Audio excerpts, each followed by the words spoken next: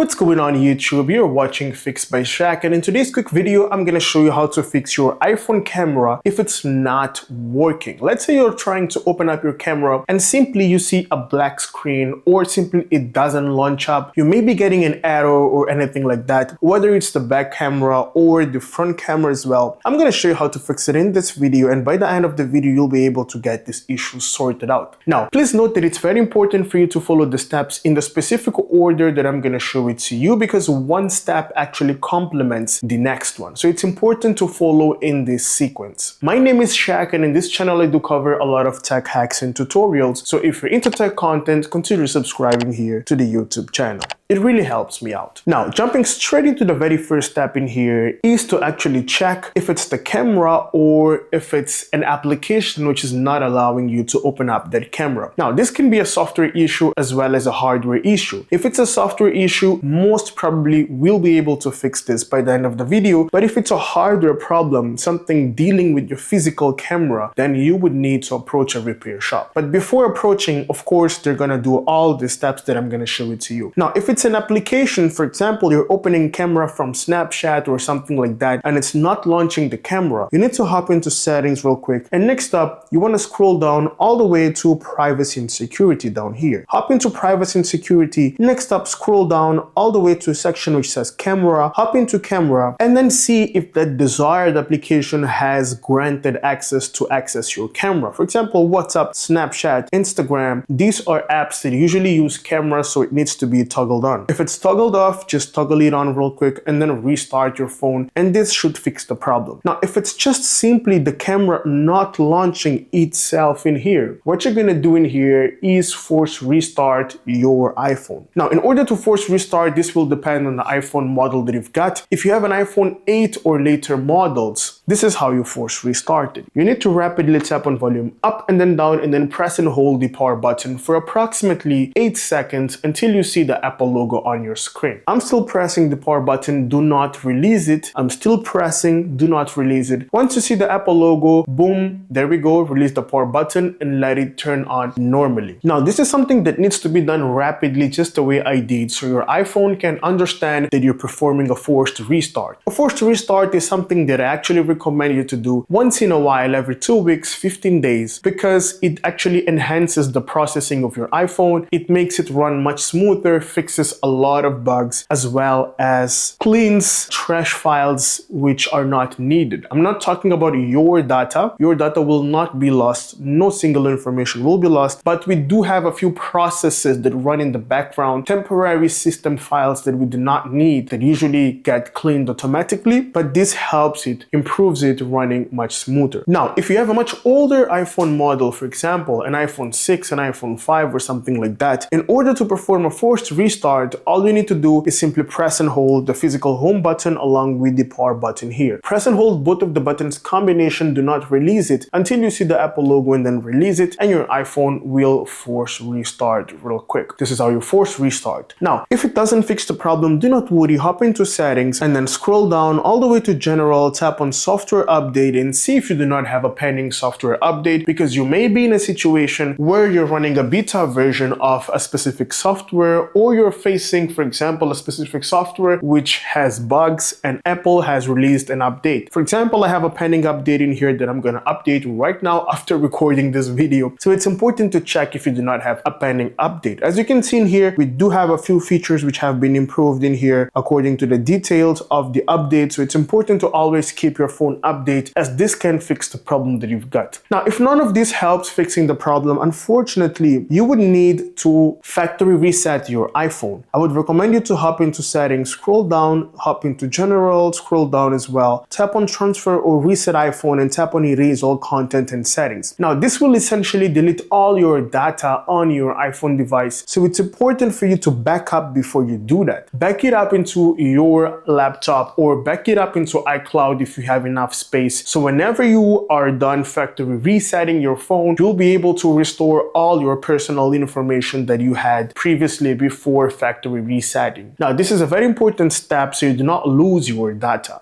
Unfortunately, this is the only step that can help before checking for a hardware issue. I hope this video really helped you out, and if you find my content useful, give it a thumbs up, consider subscribing, and like the video. I'll see you in the next one. Have a great day.